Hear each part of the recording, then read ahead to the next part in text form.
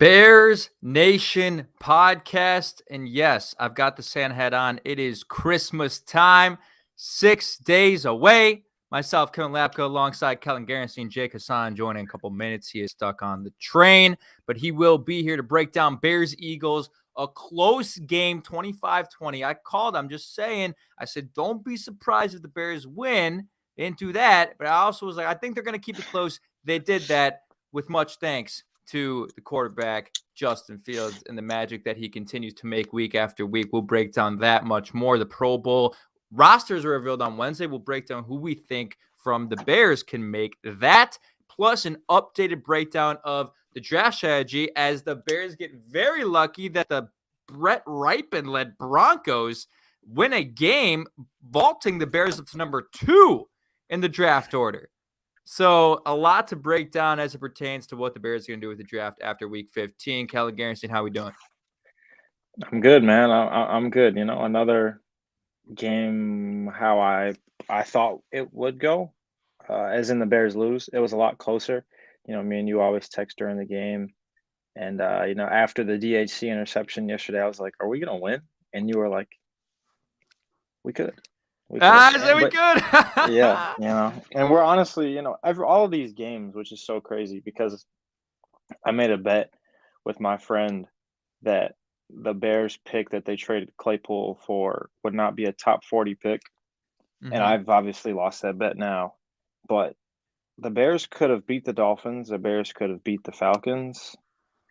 Absolutely. The Bears probably shouldn't have beaten the Eagles, but they could have yesterday. But like the games like the Dolphins and the games like the Falcons Lions. And even like the Vikings, the Lions, like these are all games that like one snap, one stupid decision, one stupid flag away, like the Bears having 5, 6, 7 wins now. And obviously hindsight's 2020. But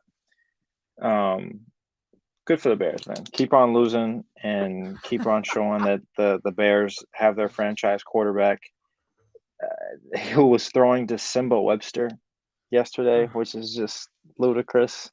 And I said, and like I'm not a hater or anything. I said like after I went to where'd I go? Up to Lake Forest to watch the Bears camp. I was like, yeah, Simba Webster is probably going to make this roster just because he moves really well. He's small, but he's pretty quick. He'll probably be a teams player. But here he is catching passes. In week against the best team in the 15. NFL. Yeah, man, like it's just not good out there right now. But we're dealing with it. So. It's interesting you say that because that was sort of my first question / thought. You had Jalen Hurts play a game in which he rushed 3 times, but, were they spectacular? No, they got to the 1-yard line. And here, I got to ask you this first. I think the NFL this offseason is going to outlaw teams being able to push the quarterback in, the way that the Eagles did 3 times yesterday, and it happened on Sunday Night Football. It happens like on pretty much every 4th and 1 situation in the NFL now. You get this formation. I hadn't seen this formation that the Eagles did until Sunday, where they're basically in what looks like a QB kneel formation, where you got Jalen Hurts under center, and then right to the left and right of him, just, on like a 45-degree angle, you got a running back. You got like 2 running backs. They call hike, he pushes, and then the running back's just like, deck them in. They just deck them in. It's like that is like impossible to stop. And it just seems like every team is doing it now from 4th and 1. And yeah, like at some sure, for the first people that did it, great. You were smart enough to realize that works. But if you have all 32 teams in the league doing it and the 4th and 1, success rates are up to 90%. I don't know if that's really true, but if they get up there because teams are catching on, you got to think that the NFL probably would want to make a change like that, right? Like call it illegal formation or something. I don't know what the possible, amendment to the rule would be. But they would add it to aiding the runner. So you can't pull a runner in, like you can't pull him forward. So if like I'm a lineman and I'm ahead of running back, I can't pull him. I can push him. So they would just add the push to that. But I don't think they will, just because then you have to outlaw it on like any part of the game. Like it can't just be on quarterback sneaks, in my opinion. I mean, maybe you can, but that would just be weird to me. So then like if it's like 1st and 15 and a guy's pushing the pile to get to like 2nd and 7, is that legal? But you are right in the fact that it is kind of like OP, OP. right now. It's OP. But back to the original point, right? Jalen Hurts rushes for 3 touchdowns, 364 yards, but no passing touchdowns and a couple blemishes on the resume there from Sunday, 2 interceptions. And I was going to pose the question, like, legitimately, when you take into consideration what each side is dealing with, with EQ St. Brown, going out in the first quarter, and then having to deal with and Sima Webster, Byron Pringle. N'Keal Harry was, healthy. Or he wasn't healthy scratch. He was out with a back injury, but he wasn't active on Sunday. And that receiver core and what Justin Fields did with them versus, okay, Jalen Hurts has Devontae Smith. He has one of the best receivers in the league in A.J. Brown. Given the context, given the factors, taking in consideration all those things, was Justin Fields the better quarterback on Sunday? It's again, when you take into consideration, for those who are like, well, that's just an insane question. Flip it, give Justin Fields A.J. Brown, just give him Devonta Smith. He doesn't need A.J. If Devonta Smith was on the Bears sideline on Sunday, yeah, he would have been the best quarterback on the field and by a mile. But without those guys, I still thought he almost played a better game. It was close. It was pretty dang close. For those who are like, well, close means nothing. That's the MVP on the other side of the field against one of the best defenses in the NFL. Like, I think given the situation, and given what was going on, who was playing receiver for the Bears. I know you sent me a text earlier in the day that was funny that you can repeat after this, but I think given all those factors, Justin Fields was the better quarterback on Sunday. Yeah, it's everything comes with context, right? And it's he is in an awful situation, and Hurts is in maybe the best. Like it is, it's comparable to what Mahomes had, in the 2018 to 2020 years, whatever, right? But I don't think it's. We are still like in the business of calling talent. So Justin Fields is more talented than Jalen Hurts. Like it was that way in college. I think it's been that way as far as right now. Justin Fields is doing what he's doing in his second year, making the plays that he's making, right? Like Jalen Hurts is in, year 2 of his system. He gained A.J. Brown, right? So everything for him is just building right now. There's nothing. I mean, Justin Fields is stacking great performances on top of each other, but there's nothing like every week that's keeping him or even like looking forward. Like there's not really anything to be like, you know what, this is really getting me going. Like he's just going out there and playing football, because even though the Bears do have the cap space and the high draft picks that they have, his top 3 receivers were ruled out and his 4th one got hurt on the first drive. And right now, like, he doesn't know what's going to happen in the draft. For all we know, like, we might not find a trade partner. Everyone's talking about Bears trade down from number 2. There might not be a team that wants to trade up to that spot enough to do that. Or the Bears might get someone that they don't like a deal with and they stay there. So you don't know. Mm-hmm. They might just have to settle, quote unquote, for a blue chip player that's going to be Will Anderson or Jalen Carter. But like there is no certainty of like going forward. Chase Claypool is good. He's not A.J. Brown. He's not Tyreek Hill. Not even close. Not even in the same atmosphere, right? But I don't know. Talent is talent, and Justin Fields still remains like a top 10 talent in the NFL. Obviously, with his legs, he's the best runner at the quarterback position in football right now. His accuracy still stands. It's just a matter of it's hard to trust what he's seeing and hard to trust what's going on around him, because his O-line is banged up and they're bad anyway. His receivers are bad anyway and they're banged up. So it's just, I mean, he's got so much on his shoulders right now. And wins are not a QB stat. Wins are not a QB stat, never have been, never will be. So the fact that, you could say won 3 games. They're in every game. Every single game Justin Fields plays in, the Bears are in it and they have a chance to win. And just look at the scores. That's how it is. That's how it's been. And it's funny because, like, again, you have all these people who are dismissive of that, right? Or dismissive of, well, who cares if they're in every game if they're not pulling them out in the end and all those things. And it's those exact people who this summer are going to look back at those games when they think about their projections for what the team can be in 2023, right? When you realistically are entering June and July, and we do an episode of, okay, the schedule comes out, what are we going to predict the record to be? You're going to reference, hey, with all these guys out, they kept it within 5 against the 12-1, at the time, Philadelphia Eagles. Mm-hmm. You're going to reference, hey, you lost because of a pass interference, a missed call against the Dolphins. You lost because of a missed extra point against the Lions. You lost because you got a guy, a fifth-string wide receiver fumbling the football against the Minnesota Vikings. You lost 2 games because Velus Jones Jr. can't catch a punt, right? Like all these different things as Jake Hassan finally gets off the damn train and has entered the chat here. Hello, Jake. Our war against the CTA continues to. You don't listen. You don't listen. I tried to tell you. I'm not doing this with you. I'm not doing this. I tried to tell you. I tried. Yeah, I would have taken the red line and then had to freeze my ass off waiting for the brown line anyway. So, where's facto, I would have been screwed regardless. Where's some long johns? I wear my Nike long johns every day. Every day. It keeps me warm. I hate every. All right, where are we at? So there's a couple questions I asked Kellyn, and I'll ask them to you.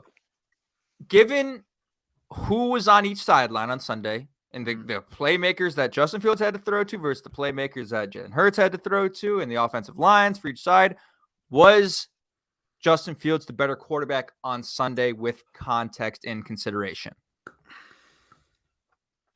I feel like it's an unfair question to ask. Simply because of the fact of just the horrific situation that Justin Fields was in from the get-go. I mean, you make one pass to Equinomius St. Brown, who's your 3-4 as it is in this scenario. Darnell Mooney's already out. He leaves the game immediately with a concussion after making a nice catch, a chunk play. And then he immediately leaves the game. Alex Leatherwood rotates in for a little bit. He stinks, so he gets out of the game. Velus Jones Jr., bad. I am out on that guy. Fire that guy into the XFL. Don't need to see him ever again. Tevin Jenkins, your best offensive lineman, leaves the game with a neck injury. Thankfully, he's okay, and he'll be all right. Cody Whitehair is playing hurt, which we just found out, and his season might be over now with a knee injury. Justin Fields has 0.0 seconds basically to make any kind of play happen. And he's throwing to Byron Pringle and Cole Kmet, and that's basically it. And I mean, credit to Justin Fields. A lot of those times he was able to get away. He was able to make something out of nothing, especially with his legs, which we predicted would happen in this game because of the lack of receiving threats. And I mean, Hassan Reddick is no joke. He's a really, really good pass rusher. And the Eagles' defensive front, they've built it in the trenches. You've been hearing it all season long that's what makes them an elite team. In the trenches, they're built defensively and offensively. And Justin Fields, he went down 6 times, which is their most since week 2, I think, against Green Bay. Got sacked 6 times, not to mention the million quarterback hits he took that weren't sacks. But he stays up. He stays healthy, thank God, somehow, unbeknownst to me. But I think if you want to say who was the better quarterback, I would say if you're walking away from that game, Justin Fields impressed you more as an objective viewer, probably. And I'll say that only because of the singular play the 39-yard scramble that he got away from Hassan Reddick. Just because of that play, really, is what leaves you walking away. Because Jalen Hurts was underwhelming. He threw 2 interceptions. He had only had 3 coming into this game. Or something like 3 or 4.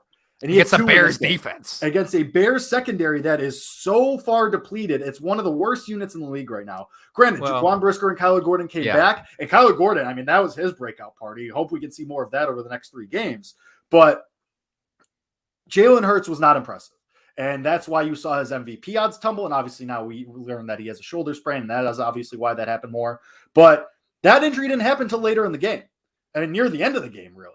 And Jalen Hurts was only in the game because his poor play up to that point had kept the Bears in the game. And obviously Justin Fields' good play was part of that, especially with his legs, as I mentioned. But I think if you came into that game, once again, you walked away impressed by Justin Fields because he still was able to make plays with his legs, become the 3rd 1,000-yard rusher in NFL history. We know all about that. But the touchdown throw to Byron Pringle, scramble on his feet, eyes downfield, great. The throw to Equinomius St. Brown for a chunk play to start the game, great. Just the touchdown throw to David Montgomery, really good play as well. A nice play call as well. Credit to Luke Getsy for that. So to end my couple-minute rant here, you walked away impressed by Justin Fields again, which we were worried about given that how depleted this team was, how elite the Eagles have been, and that Justin Fields has been dealing with his own injuries and such and was getting hit all day. So you walked away once again impressed by Justin Fields, and you walked away being like, all right, this dude can play against elite competition because who's he played lately? The Packers, who stink and are clinging to their playoff lives. The Falcons, who are just god-awful. Teams like that. And so you walked away being like, okay, he can step up against elite competition. Yeah, the numbers, the passing stats don't look super gaudy and they don't look great on paper. But if you watched the game, you saw a guy who kept you in that game and was the reason you only lost by 1 score.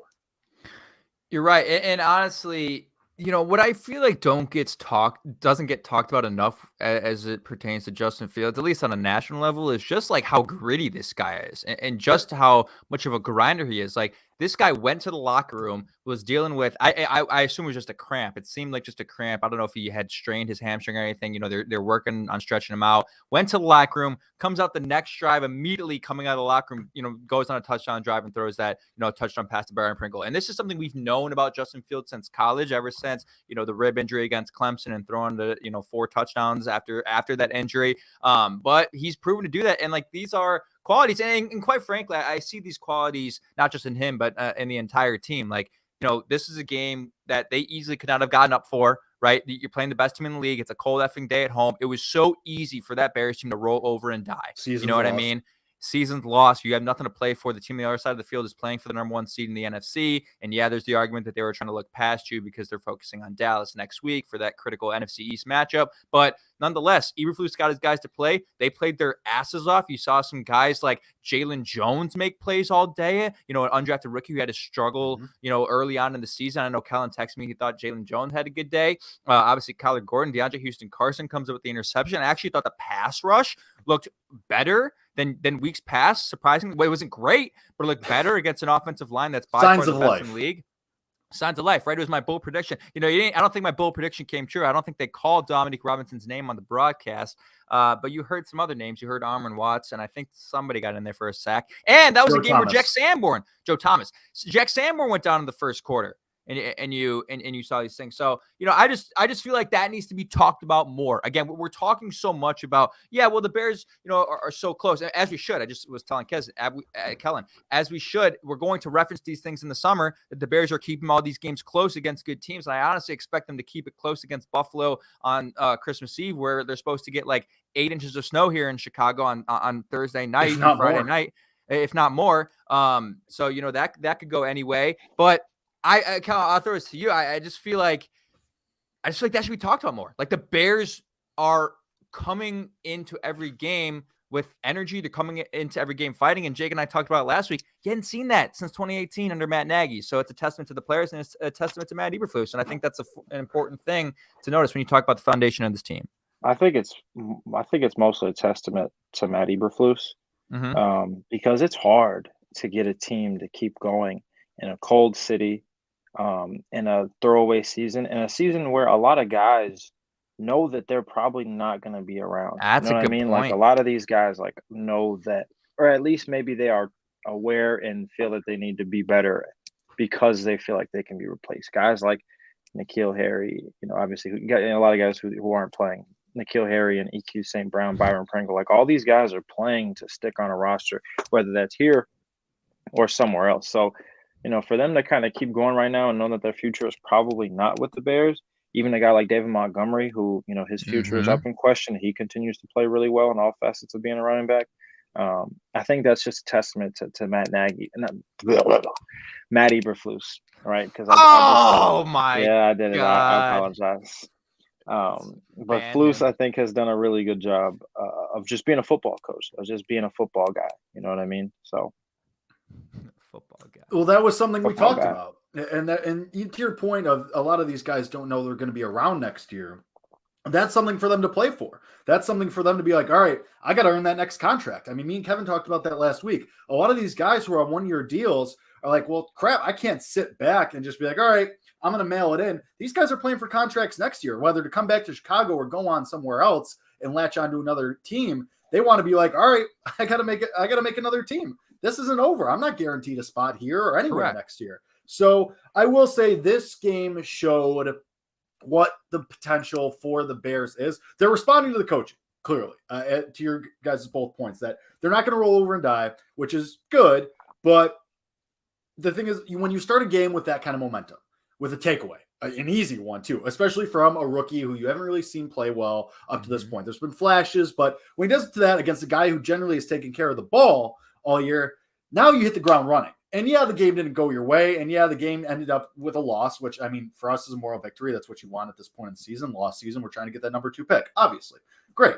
But it showed that the potential is there, and that once you start to put things around this team, both on offense and defense, we talked about the offense for weeks and weeks and weeks now, but the defense too. I mean, Jack Sanborn is a nice player, and I think he has a starting role, but I think it's a role. If you get another star linebacker or a Pro Bowl caliber linebacker next to Jack Sanborn, I think that could be really solid. I think Jack Sanborn could be like the Adrian Amos equivalent of the linebacker position.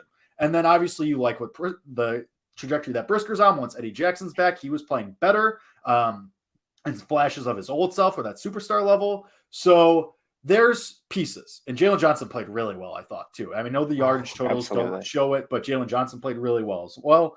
And he said all the right things after the game. So it shows you that there is a path here next year for the Bears if they make the right moves. Now, that's all predicated on that. That's a big if. And we've seen the Bears in previous regimes all across our lifetime, all 3 of us, whiff on this part. But I like Poles. I think he's made the right moves so far. And for the most part, he's pressed the right buttons.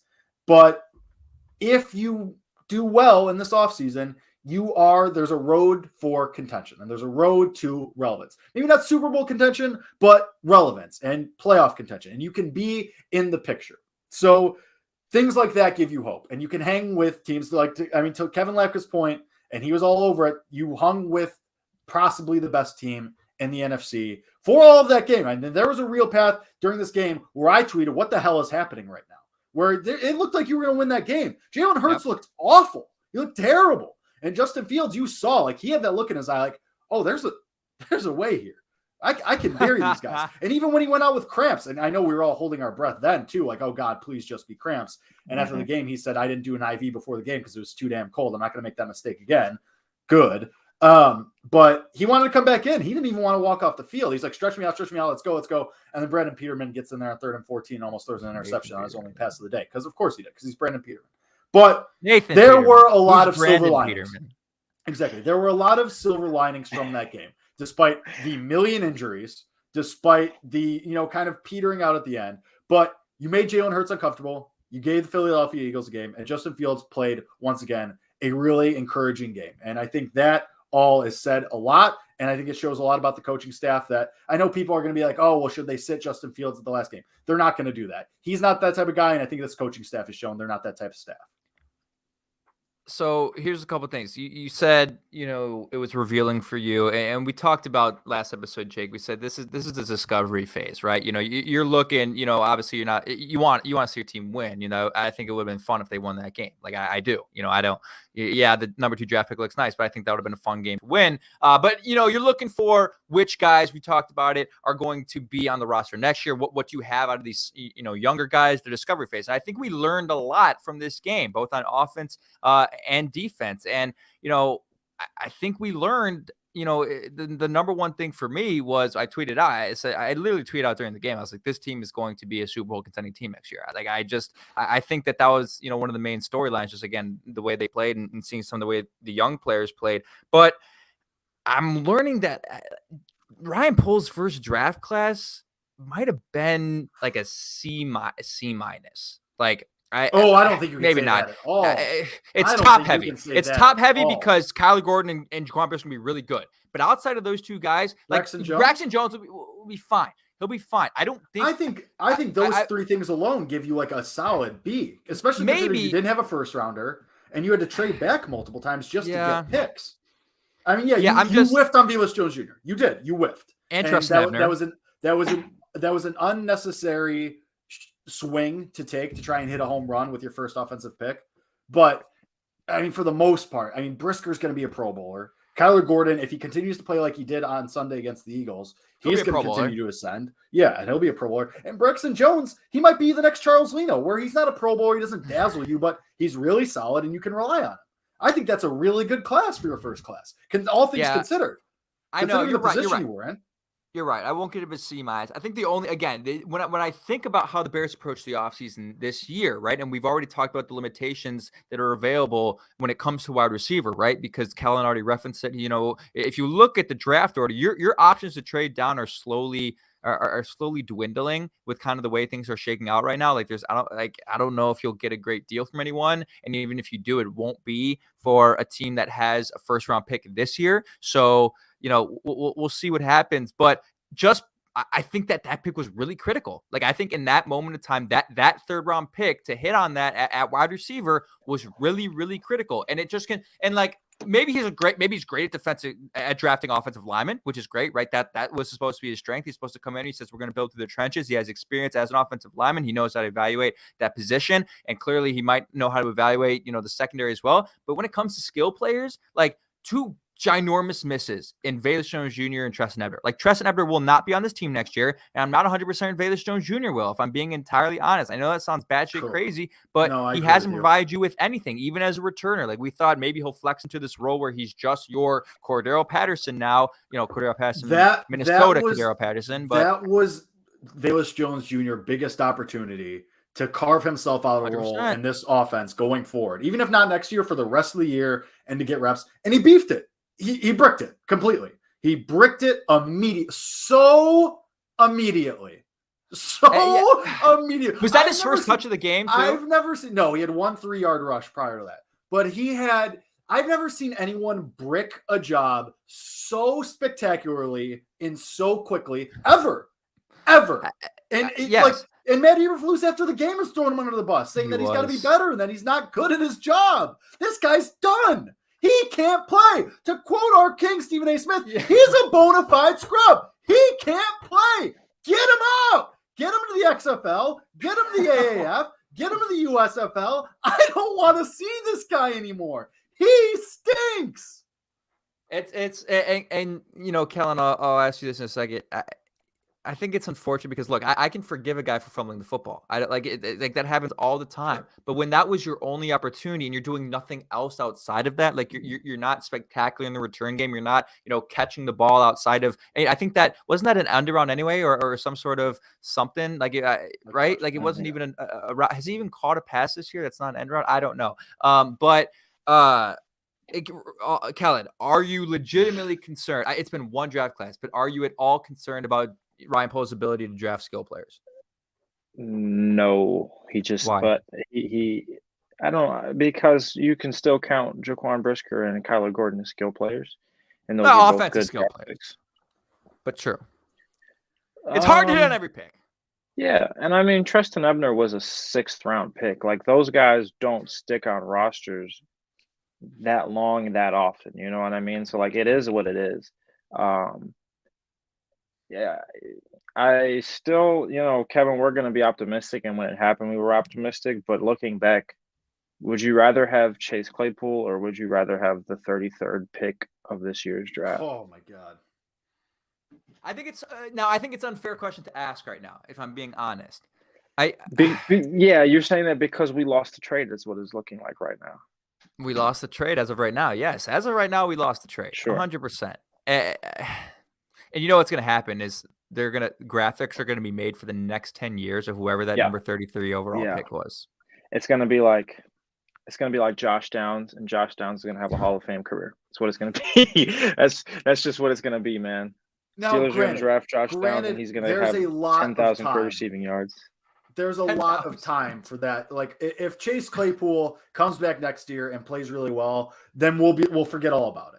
And that's what I mean. It will suck to not have a high-end guy on a rookie deal for Justin Fields. Sure. But maybe Ryan Poles jumped the shark and he got a little bit ahead of himself and said, let me get Justin Fields, as he's ascending right now, a little bit more help in the immediate. Yeah, maybe that could have happened. But, I'm willing to overlook that. Let's wait until he gets a full draft class, and then I'll pass judgment.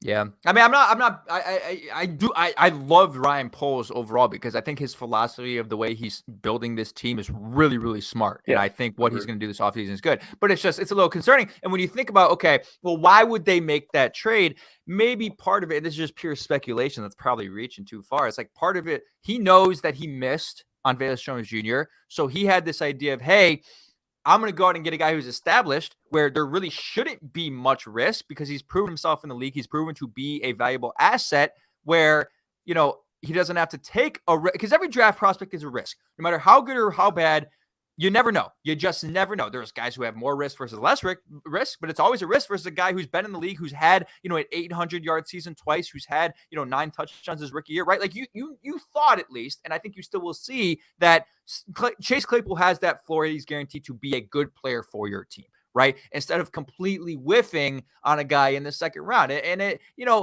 he probably should have known that they would end up closer to the end of that or to the start of that second round. He probably should at the time to pick. But we were optimistic too. You think adding Chase Claypool adds wins to your team. So correct. That's and it just didn't happen. And again, this where it goes back to a lot of those games, like where like in the Dolphins game, if that flag gets thrown and hindsight 2020 again, the Bears win that game, you're like, oh, Chase Claypool, we got a deep threat. And he caused a pass interference, and that's why we got good field position and scored. I get it. It's just, now looking back, it's a little rich for us. Maybe we overpaid, but I mean, it is what it is. I think Ryan Poles is a good evaluator. I think Ryan Poles has done a good job of salvaging whatever, we can make this team right now with all the dead cap and the lack of free agents. And I'm sure that he reached out to other teams trying to get Judy, trying to get Elijah Moore, trying to get, all the other guys we talked about. But, shit happens. Shit does happen. I had a question for you guys, or a little point here. So, do you have anything else on the game? Because I want to I want to go into some draft things real quick. Unless you had any other noticeable things from the game you guys want to point out. Anything jump out to you? Any specific player performances or anything? Oh, here's one thing. Carlos Santos is not the kicker of the Chicago Bears in 2023. He's not. I'm sorry. He doesn't stink, but he just has no power. He's washed. He's washed. Yeah. That's you can't kick through the wind. That's why. I think if that's the reason you're losing games, that's easily correctable. Fine. If Justin Fields isn't losing you games, sign in blood, dude. Sign me up. Yeah, I mean, it was funny. The doink came back in Bears Eagles at Soldier Field. It wasn't a double doink, but it was a doink. I thought that was kind of interesting. You can't hurt me anymore. The statute of limitations expired on that. Yes, but anything else? What do you got? Anything else you got from that game before we turn to some draft talk? No, Jake already talked about it, but Alex Leatherwood is still bad. He stinks. Yeah, he's still bad, which is unfortunate. Yeah, I mean, you wish you had found a diamond in the rough, but buddy, when the Raiders are cutting you after being their first round pick, that's tough. I kind of want to segue us to the draft talk because Kevin, you made a statement a couple minutes ago that about how it's looking like there are teams that won't want to draft up, or your draft prospects are looking a little more grim. I don't agree with that because there are plenty of teams who are still, I mean, let's think of it this way. There's 3 quarterbacks that people are going to want to draft in the top 10, let's say, top 7 even. It's going to be Stroud, Young, and Levis. Because people are going to panic and want Levis at a Well, what about Anthony Richardson? He might get into that first round conversation. Kellyn, but like at the end of the first round, no? It depends on how desperate a team is and how, going back, you never know with an NFL team. Teams are weird. I do think Anthony Richardson is a damn good quarterback, though, and he's not the project let's put it that this everyone's way, trying to make him to be. Well, let's put it this. There's 3 guys that we know are going to go in the top 7. For sure, absolutely. There's 3 guys we know. And if somebody panics for Richardson in the top 15, so be it. But there's 3 guys in the top 7 that we know. It's Stroud, Young, and Levis. Young's going to Houston at number 1. So then you're stuck with Stroud and Levis then for the remaining picks. I mean, Seattle needs a quarterback. I don't think Detroit's going to run it back with tiny hands Goff again. That'd be kind of they might, but I don't think it's a given. I don't think it's 100% certainty that they will. Because if Goff goes out there in Lambeau in Week 18 fighting for a playoff spot, and him and his tiny hands beef it, they might move on. They might. I don't know. I'm not saying that they will. It's a possibility. But Seattle, because Geno Smith has really cratered, I think it's clear that he's not the answer for like long term. And similar, I don't think Goff's the answer long term. He might be, but still, even regardless, Indianapolis definitely needs a quarterback. Atlanta definitely needs a quarterback. Carolina definitely needs a quarterback. So there's 5 right there that are behind you. And if there's only 2 guys available, do you think any of them are going to sit there and just be like, all right, let's hope, let's wait, let's see what you don't think out of any of those teams, especially if Chris Ballard doesn't get fired with Indianapolis at 6, that seat's going to be blazing hot, and he's going to be like, I need a quarterback. I can't do this thing with another washed up guy that I pick up off the street. I can't do the Carson Wentz thing again. I can't do the Matt Ryan thing again. I got to get a guy. So you think, and granted, Chris Ballard might get fired at the end of it. I don't know.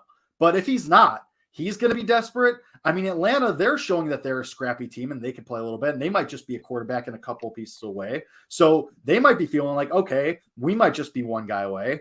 And regardless, like, again, Seattle and Detroit are in that mix. Carolina, they've been scrappy too down the stretch they're here in that with mix. Sam Darnold.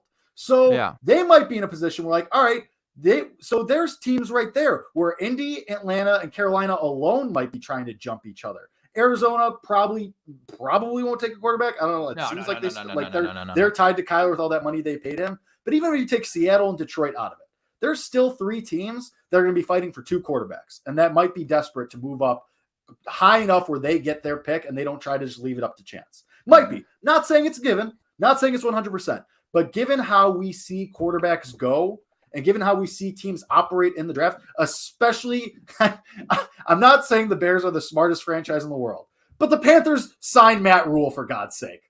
You know, like the Colts signed Jeff Saturday to be their interim with no previous experience. That's where we're at. Atlanta, I think they might be a little more well-run than those two, but I mean, the other two, God help us all. So I don't think it's a non-zero chance. I think it's closer to a coin flip that one of those teams, especially Indianapolis. I think if Indianapolis doesn't fire Chris Ballard, he's going to be like, yes, let's do it. I need one of these guys. And then we're right there. I agree. I'm on the other side of the coin when it comes to Seattle and Detroit. I think Detroit's going to be completely content with keeping Jared Goff. Like, we know this is an epic franchise. They might be. And they're going to, 1-6, and you brought us back 7-7. And if they sneak into the playoffs, it's a lock that he stays, in my opinion. Sure. They might say, hey, again, points per game, we're top 5 in the NFL. Our defense is terrible. Let me ask you this. What if Detroit takes Levis? Because he seems to be more like, people are like, his physical attributes, he might not be immediately ready for the NFL. What if they want Levis and they say, all right, Jared, it's your job still, and we'll have a competition, but it'll be your job. And then once he starts to play poorly again, no, it never does. But I mean, it's the Detroit Lions. Yeah, it's possible. Kellyn, you don't like Will Levis? You don't think? No. See, Zach Will. There's a lot of people that don't. There's a lot of people that don't like Will Levis. There are a lot, and that's why. So that's part of the reason why I think it's interesting, right? And God, we go to Ohio. I went to Ohio State. Kellyn goes to Ohio State. Not for much longer, though. Not for much longer. You're almost there, my guy. You're almost there. Winter break right now for you. But am I wrong when I say C.J. Stroud's draft prospect is sort of, I wouldn't say tanking, but it's it's in his hands. It's falling. Him and Bryce Young at the beginning of the season. I mean, there were a lot of people who had Stroud quarterback 1, myself 100%. And obviously being, the fan and employee that I am, that's my guy. But, I think the NFL is veering toward Bryce Young being quarterback 1. But again, I mean, Stroud is the one that has a chance to play in the 2 biggest games left in the season. He's going to play the best defense in America. And then he might have, if he plays well enough in that, he might have a shot to play, a revenge game in what could be, depend if Team Up North wins, it will be the biggest college football game ever on that stage. You know what I mean? So, he's got a chance to play himself into number 2, probably not number 1, but maybe. So we'll see. I just think it's not intriguing enough for some of these teams to give up that many assets. When you look at, you talk about Indianapolis, Carolina, let's say it's Carolina at 8, are you willing to give up that much to get up to, like, getting up to 2 is a haul, right? I mean, the Bears traded from 18? What were they at to get up to 11? What were they 20. At? Which it was 20 to 11? 20. Like, that's 9 spots, but those are 9 spots there in the first round. Like, a haul to move up to number 2 in the draft, like, if you're Ryan Poles, 9 spots to draft Justin Fields too, right? Who's a better prospect than both Bryce Young and C.J. Stroud. Go ahead. You're exactly right. It's just like, are you going to give up that much more to move up, say it's 5-6 spots to get a guy that isn't the same prospect as, Justin Fields isn't the same prospect as any of those guys in their draft were. They're the best in this class, but this class, my opinion is probably not as talented as that is the 2021 class. But so that's why I would say it's a little less intriguing than used to be. But the other reason I say that is because my ideal situation was always to try and get a trade with Seattle and Detroit so that you could get a second first-round pick, right? Because those are the two teams in the first round who need a quarterback who have second-round, who have 2 first-round picks. So you could somehow end up getting a Will Anderson and a Jalen Carter somehow. Like, say if that's not happening. There's no way.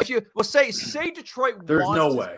Say Detroit wants to take a quarterback, and they move up with you at 2, and you end up at 5.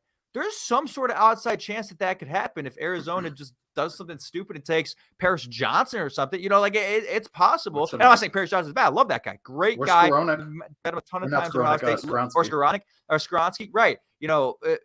So you could get 5 from Detroit and then get 18 and get Jack Smith and Jigba. I'm just saying it's not out of the realm of possibility, but I'm also I just don't think that the Seahawks or the Detroit Lions are going to take a quarterback in the draft. So that's where I'm at with that. But I also want to say really quick that, and we have fun on the show. Don Burr in the chat saying that the Lions are going to move up to second, or the Rams are going to lose, and that the Lions will end up with the second or third pick and then get Jalen Carter or Will Anderson ahead of the Bears. The Rams are 1 win ahead of the Bears. The Bears have 3 wins. The Rams have 4. So unless you admit that the Bears are going to beat the Bills or your beloved Lions or the Vikings, and that the Rams lose out, you're not picking ahead of the Bears. And I mean, that's just fact. That is mathematical factual. I'm not taking a shot at you. I'm not saying anything like that. Is factual information. The Rams are, regardless of tonight's result, a win ahead of the Bears, and the Rams still have the Broncos and the Seahawks. So, all seriousness, more power to you. But I would not expect the Lions to jump in that Rams pick. Even if the Vikings rest their starters and the Bears beat them, you're tied with the Rams, and the Rams will probably beat the Broncos or the Seahawks. You really think the Rams aren't going to beat the Broncos? The Broncos are one of the worst teams I've ever seen in my life. So legitimately, the odds that the Rams jump the Bears in the draft mathematically are not high. It might happen, and I might look like an idiot. That's fine. And you can continue to dance on my grave as you had for the last 3 weeks. Great. More power to you. Just mathematically, right now, it's not looking great for you. That's all I'm saying. You might still get Will Anderson or Jalen Carter, whichever one the Bears don't take. But also, it's the Lions, and they might take a quarterback. I don't know. Like, that's the thing with all this when we look ahead to the draft with 3 games left. Like, the Bears with their loss yesterday locked in a top 4 pick. That's great. We do love to see that. That's what we've been rooting for. If they lose out... Wait, they locked in a what? Say that again? 4 pick. Top 4? Even if they win another game, the worst they can do is 4. If they win one more. If they win one more, which, I mean, you have the Bills and the Lions and the Vikings. They're going to beat the Lions, actually, but okay. I mean, I don't know, but I'm not going to get certain people in the comments riled up about that, but it's just, you're a top 4 pick regardless. You're likely going to lose out. That's what it's looking like. And so and if you lose one more, if you lose to the Bills this week, or if one of those other teams that are right behind you win another game, you walk in the top 3. So you're right there. But we still have to play the game, still have to see how it shakes out. There might be tiebreakers involved. But right now, you're sitting pretty with the second overall pick, and that puts you, regardless of what we're talking about, you finish with that second overall pick as it stands right now, and you're in a major position of power. Whether you want to hang on to the pick and take Jalen Carter or Will Anderson or not. I would, if they stand pat at 2, and they take Will Anderson or Jalen Carter, I'm happy as a fucking clam. I'm going to bed. I'm fucking going to bed. Honk shoe, dude. I'm sleeping great that night if they take one of those 2 guys. Fine by me. If they want to trade, fine. I'll put my trust in polls regardless. But you are in one of the best positions to be in the NFL for a team that is trying to acquire talent, because you get to look down upon everyone else below you and say, all right, who wants to give me the most? I don't like any of these offers. Cool. I'll take a guy that's a building block on defense. I agree with you. Kellyn, if the season ended tomorrow, or say the draft was tomorrow, what would you do if you were Ryan Poles? Take Jalen Carter. At number 2. Why? Because he's a hell of a fucking. Because did you see what he did to JT Daniels? Because did you see what he did to that man? Yeah, he is. We are seeing what interior pressure does in the NFL now with guys like Quinn Williams and Jonathan Allen. And Fletcher Cox has been a great interior presence for forever. And there are guys like Gerald McCoy in the past, and Geno Atkins and what DJ Reader's doing. Too. Yes. Jalen Carter is probably going to be the guy that he might change the mold going forward of what we value in the NFL. Will Anderson is great. Will Anderson and Jalen Carter are like neck and neck, in my opinion. But Jalen Carter is a guy that I think will change the way we view interior defensive linemen and interior offensive linemen going forward. I still think that tackles will be valued super high, and higher than guards. But there will be a moment where you'll start to value guys like Quentin Nelson who are not Quentin Nelson, because you don't take a guy who's not Quentin Nelson at guard at where the Colts took him. Right. But there will be guys who aren't that good because there will be guys like Jalen Carter, Quinn Williams in the NFL. So I'd take Jalen Carter. Okay. Well, the resident draft expert has spoken. So that's it's interesting. I mean, I don't know. I'm just this again. This is a Jalen Carter show now. Apparently it is. Here we are. He's the a really Jalen good Carter football show. player, man. He's really good. He is. Again, I'll say it again and again and again. If you are not, getting a wide receiver in the first round, I'm sorry. I think you got to do something. I think you got to make a trade for somebody, whether it's Michael Pittman, whether it's T. Higgins. Absolutely.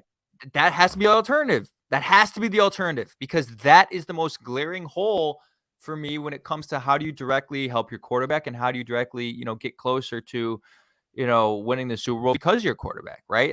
That's just where I'm at. And we just have too much evidence about that with these young quarterbacks in the league now to pass that up. Again, we saw it on Sunday. A.J. Brown and Jalen Hurts, that connection single-handedly won them the game. I mean, Jalen Johnson was all over him, and there were just throws that were right in the bucket and catches that just only A.J. Brown can make for that team. Like, it was just like that's what every Bears fan wants, and that's what the Bears need. So that's the alternative for me if they do end up taking, if they don't trade down, end up taking Jack Sanborn or not say Jalen Carter or Will Anderson. Someone put a Jack Sanborn thing in the chat.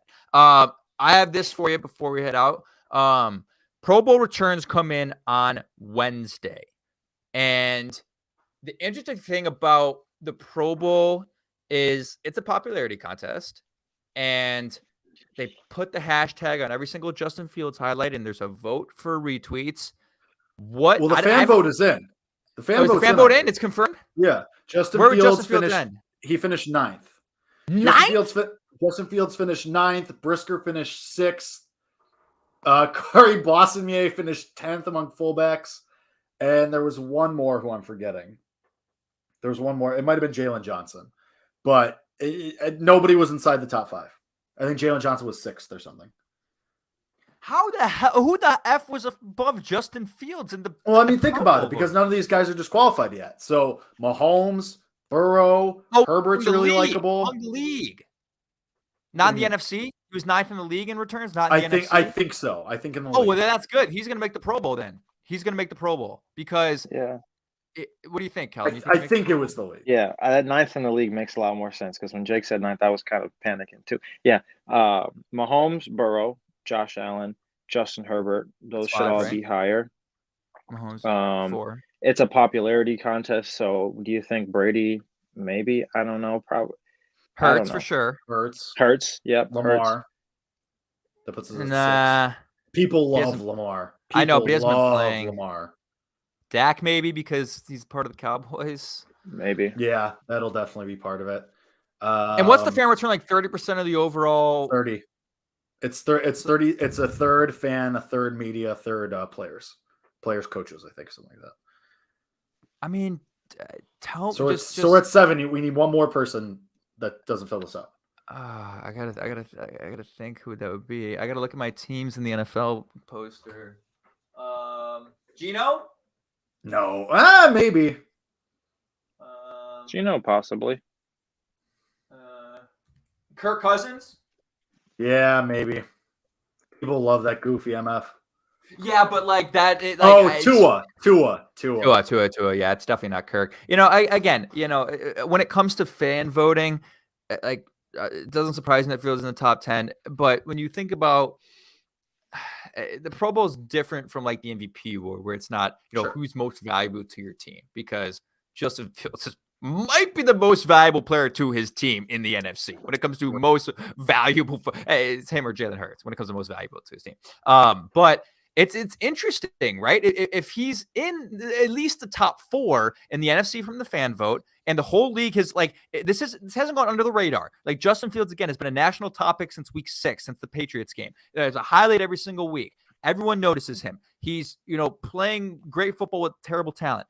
He's a Pro Bowl quarterback in the NFC. He's a Pro Bowl quarterback in the NFC this year. And it's an absurd thing to say, but I think when the returns come out on Wednesday, I think he's going to Hawaii where they have it nowadays. I think he's going. What do we think? Isn't it Orlando now? I don't know. I think it's Orlando. Somewhere Hawaii. nice. Somewhere a lot warmer than Chicago is right now. Thanks. When was the last time a Bears quarterback was a Pro Bowler? Did Jay make it? Mitch. No, Mitch. Remember? Mitch was a reserve but in as not a reserve. As just a pure. It's got. Jay had to have made it in like 2011 when they went to the NFC, right? Yeah, Justin has to over the NFC. Yeah, the NFC. I mean, who are the 3 quarterbacks come out of the NFC to the Pro Bowl? You got Justin Fields, Jalen Hurts, and who's the third? Who would be the third? Dak, Geno. Yeah, probably it wouldn't be Dak. Dak has not been great this year. He's not. Geno's been bad the last few weeks. Yeah, I mean, I'm not even sure it's in Vegas, according to G Station. I'm not even sure that Geno's a lock to make it. Kyler obviously Jay fell Cutler off. did not make the Pro Bowl. Jay Cutler made the Bears. Pro Bowl.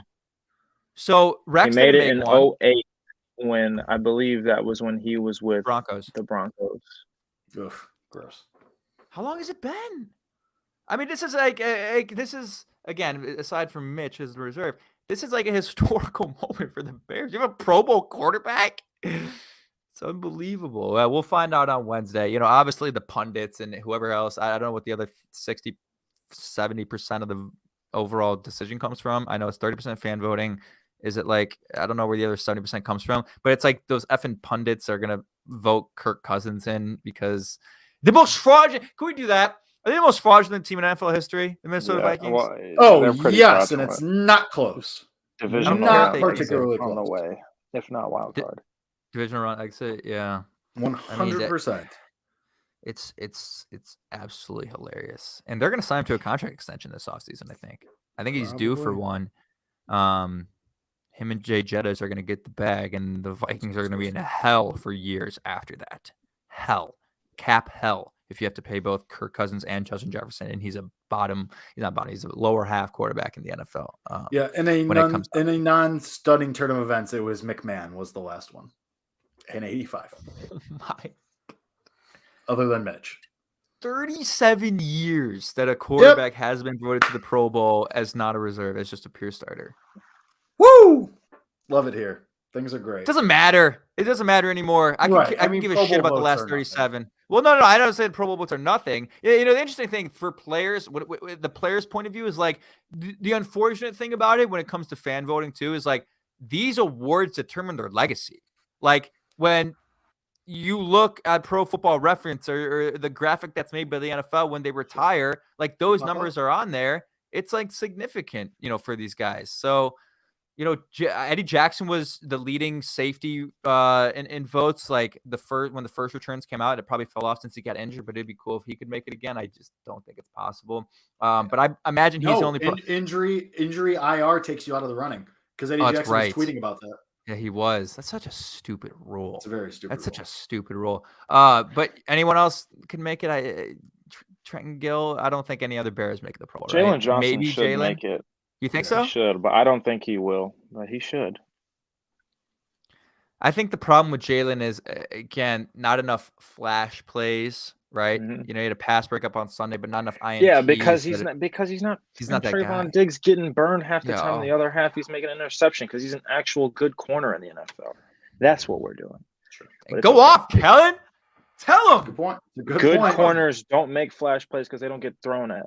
That's how it works. once upon a time, Tim Jennings was the NFL leader in interceptions for a year with like 11 Tim Jennings. So that tells you all you need to know about that. You guys remember that? That was I crazy. do remember year. that. Oh, do I do I was remember like, that. where's my Tim Jennings jersey? It was crazy. But wasn't that the Chris Conti year? Yes, 2012. That's disgusting. That was that year. Mm-hmm. Don't say that name. Don't say that name.